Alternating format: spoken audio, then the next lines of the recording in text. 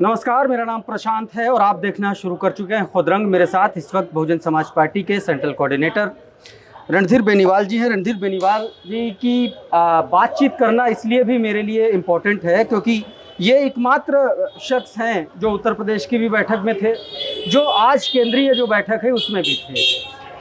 बेनीवाल जी, बैठक में क्या कुछ हुआ, पहली चीज़, और दूसरा, अभी चूंकि आप हरियाणा में काफ़ी ज़्यादा, हरियाणा, पंजाब और आपकी सक्रियता उधर है और वहाँ पर एक बहुत बड़ा मैटर चल रहा है, उस पर बहन जी का भी मेरे ख्याल से ट्वीट आया है पूरन कुमार वाले मामले पर। मैं पहले बैठक के बारे में आपसे जानना चाहूँगा और उसके बाद हरियाणा पर आऊँगा। देखो, आदरणीय बहन कुमारी मायावती जी के दिशा निर्देश के अनुसार 16 तारीख को उत्तर प्रदेश की मीटिंग थी और वो मीटिंग 9 अक्टूबर मान्यवर साहब श्री कांशीराम जी के परिनिर्वाण दिवस के अवसर पर बुलाई गई थी।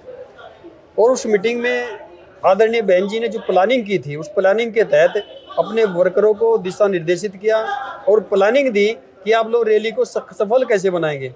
किसी एक वर्कर की, एक पदाधिकारी की कोई मेहनत नहीं है। आदरणीय बहन कुमारी मायावती जी की बड़ी रैली सफल करने के लिए बड़ी प्लानिंग रही है। उस प्लानिंग को अमली जामा पहनाने के लिए उत्तर प्रदेश के सभी लोगों को, सभी पदाधिकारियों को, सभी कार्यकर्ताओं को बहन जी निर्देशित किया और एक बड़ी रैली सफल हुई। उसमें 15-16 लाख कार्यकर्ताओं की भीड़ हुई। जो कार्यकर्ता अपनी मजदूरी छोड़ करके, अपने पैसे से, अपने साधन से रैली में आने का जिन्होंने काम किया, और उसी के तहत आदरणीय बहन कुमारी मायावती जी ने उत्तर प्रदेश के छोड़ करके अन्य राज्यों की मीटिंग आज 19 तारीख को बहन जी ने बुलाई और पूरे देश के सभी राज्यों को कैसे जमीन पे मजबूत किया जाए, कैसे बूथ को मजबूत किया जाए, कैसे सेक्टर में सफल हो, कैसे कमेटी बनाई गई। तो ये इन चीज़ों पे बहन जी ने फोकस किया है और निर्देशित किया है कि बहन जी ने सभी कार्यकर्ताओं को रूबरू होकर के अलग अलग समझाने का काम किया कि भाई आप लोग इस प्लानिंग के तहत अपनी पार्टी को मजबूत करने का काम करेंगे। और वो दिशा निर्देश के अनुसार सभी कार्यकर्ता उत्साहित होकर के यहाँ से पार्टी से निकल के, कार्यालय से निकल करके चल रहे हैं। आज की बैठक में नेशनल कन्वीनर बनाए जाने के बाद आकाश आनंद, पहली बार उनकी मौजूदगी रही। क्या आकाश को लेकर के भी कोई दिशा निर्देश जारी किए गए? नहीं, आकाश के लिए अलग से कोई दिशा निर्देश नहीं है, लेकिन आकाश के लिए निश्चित तौर पर आदरणीय बहन कुमारी मायावती का जो आदेश है वो समय समय पर दे दिया जाता है। और आकाश जी, बहुत बड़ी जिम्मेदारी आकाश जी को बहन जी ने दे रखी है और उसी के तहत बहन जी ने बोला भी है कि पूरे देश में समय समय पर इनसे काम लेने का काम किया जाएगा। उत्तर प्रदेश में भी कोई भूमिका होने वाली है? उत्तर प्रदेश में जब बहन जी आदेश करेगी तो उत्तर प्रदेश में भी चल जाएंगे। ये हमारा अधिकार क्षेत्र नहीं है। आपका उत्तर प्रदेश का भी कुछ हिस्सा आप शायद देख रहे हैं? उत्तर प्रदेश का सहारनपुर मंडल हम देख रहे हैं और निश्चित तौर पर हमारी भी भूमिका रही है, लेकिन हम ये नहीं कहते कि रैली हमने सफल बना दी। बहन जी की प्लानिंग थी, उस प्लानिंग के तहत रैली को सफल बनाया गया है। बहन जी के जन्मदिवस के मौके को लेकर के कोई स्पेशल आयोजन की बातचीत कही गई है? हाँ, बहन जी के जन्मदिवस पे बड़े हर्षोल्लास से 1 तारीख से 15 तारीख तक सभी कार्यकर्ता अपनी तैयारी करेंगे और 15 तारीख को बहन जी का जो जन्म दिवस के अवसर पर जन कल्याणकारी दिवस के रूप में मनाने का काम किया जाएगा। हरियाणा की पॉलिटिक्स में और ख़ास तौर पर बहुजन समाज पार्टी में आपने काफ़ी काम किया है वहाँ पर। हरियाणा का जो बीता चुनाव रहा, आपको क्या लगता है, क्योंकि अब एक लंबा अरसा बीत चुका है, काफ़ी वक्त बीत चुका है, हरियाणा में क्या कमियां रह गई? क्या गलत आदमी से गठबंधन किया आप लोगों ने? देखिए, समय समय पे बहुजन समाज पार्टी एक्सपेरिमेंट करने का काम करती है। कभी वो सिरे चढ़ जाता है, कभी नहीं चढ़ता। और अधिकतर ये रहा है कि जब भी गठबंधन किया बहुजन समाज पार्टी ने, बहुजन समाज पार्टी का जो कैडर वोट है वो दूसरी पार्टी लेकर चली जाती है, लेकिन उनका वोट बहुजन समाज पार्टी को ट्रांसफर होने का काम नहीं होता। और ये एक्सपेरिमेंट एक बार नहीं किया, एक एक्सपेरिमेंट कई बार कर चुके। इसलिए आगे आदरणीय बहन जी ने आगे जो चुनाव होंगे उसमें अकेले चुनाव मैदान में उतरने का काम घोषणा की है और ऐसे ही हम सभी लोग, सभी कार्यकर्ता इसके लिए तैयार हैं। बहन जी ने 24 का चुनाव हुआ, उस चुनाव में यही कहा कि ट्रांसफ़र नहीं होता और फिर हरियाणा के चुनाव में गठबंधन किया।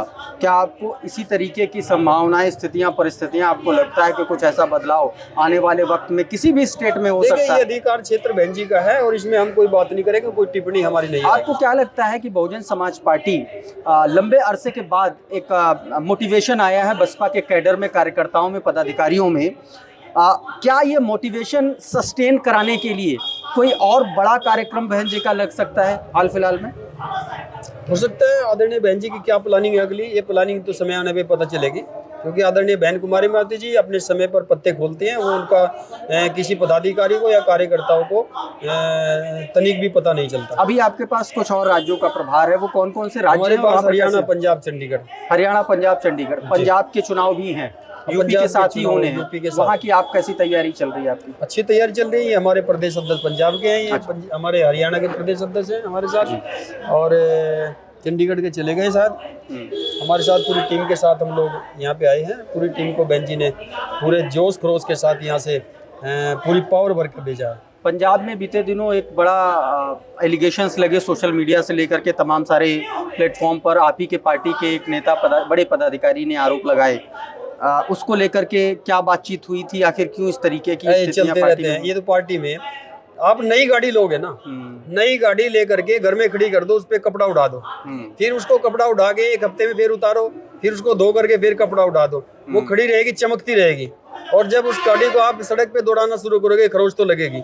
जो काम करने वाला होगा उस पे कहीं ना कहीं खरोच लगने का काम होगा। तो नई गाड़ी चलनी शुरू हो गई है? बिल्कुल हमेशा चलती है। जब खरोच लगेगी तभी लोग कहीं ना कहीं। कई बार गाड़ी चलती है फिर अचानक से ब्रेक लग जाता है। जब ब्रेक लगती है तो उसका कुछ कारण होगा निश्चित तौर पे, नहीं तो ब्रेक नहीं होते। अब कार्यकर्ताओं की संगठन की गाड़ी है, और इस गाड़ी को चलाने के लिए जो चुनाव लड़ने आते हैं, जो विधायक बनते हैं, एमपी बनते हैं, एक बार वो तो कई सतह पर रुक सकते हैं, उनको ब्रेक लग सकता है।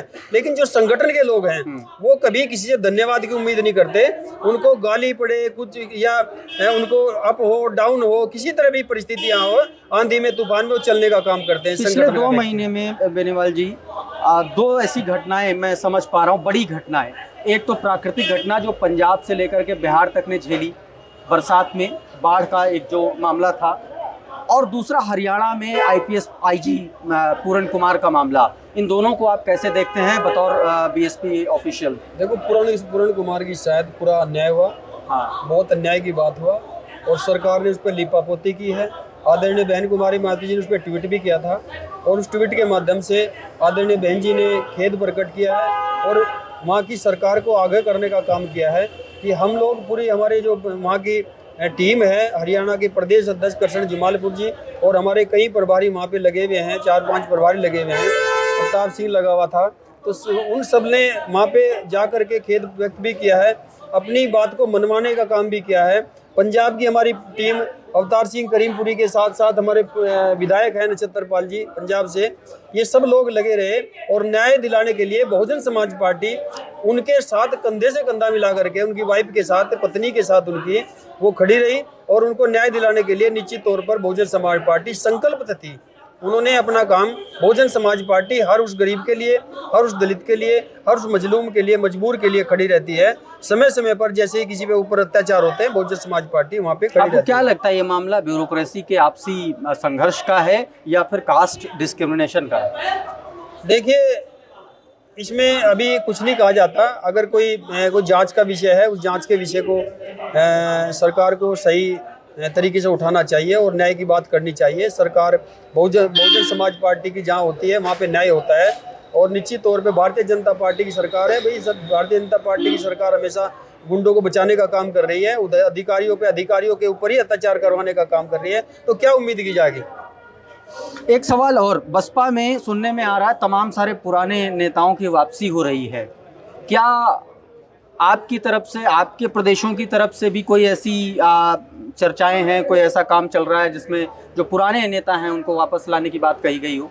देखिए, आदरणीय बहन जी पहले से ही कहती है कि जो भी व्यक्ति कैडर के हिसाब से, कैडर के अनुसार, अनुशासन के तहत बहुजन समाज पार्टी में काम करना चाहता है, उसके लिए दरवाजे खुले हैं, और जो व्यक्ति कहीं ना कहीं कंट्रोवर्सी खड़ी करने का काम करता है, उसके लिए दरवाजे बंद है। जयप्रकाश की बात हो रही है वापस आने की। जयप्रकाश ने, हमारी जानकारी में नहीं है। आपकी जानकारी में नहीं? जयप्रकाश पार्टी से बाहर थे? हमारी जानकारी में मुद्दा नहीं है, ये बहन जी का क्षेत्र है, और उसमें के बारे में हम कभी मिले भी नहीं जयप्रकाश जी से। अच्छा, आप जयप्रकाश जी से हम नहीं मिले कभी। अच्छा, जो बैठक अभी हुई, आज की जो नेशनल बैठक हुई, इसमें क्या संगठन को लेकर के कोई ऐसी बात कही गई है, कमेटियों को लेकर के, कि जो कमेटियां नहीं बनी हैं उत्तर प्रदेश को छोड़ करके? जी, बहन जी ने अन्य प्रदेशों की मीटिंग बुलाई, सेक्टर स्तर पे बूथ स्तर पे कैसे मजबूत किया जाए, इस पे चर्चा की गई, वही दिशा निर्देश देने का काम।